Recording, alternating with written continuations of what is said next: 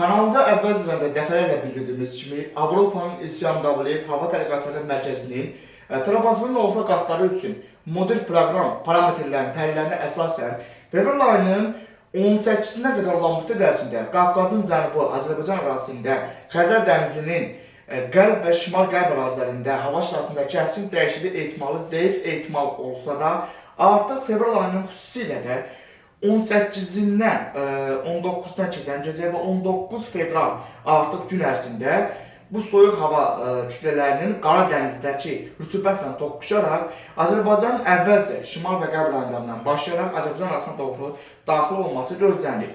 Proses nəticəsində, prosesin birinci mərhələsində fevral ayının 18-dən 19-dan keçən gecə və 19 fevral gün ərzində Azərbaycanın Böyük Qafqaz rayonları ərazisində, Gəncə Qazax ərazisində, Kiçik Qafqaz rayonları ərazisində, Naxçıvan ərazisində qısa müddətli yağıntılar gözlənilir.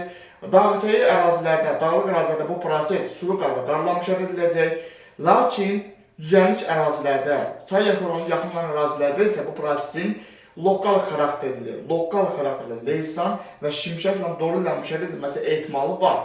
Bu prosesə səbəb isə isti hava şüaları ilə soyuq hava şüalarının fevral ayının 18 və 19-da Qafqaz ərazisində bir-birlə toqquşması gözlənilir.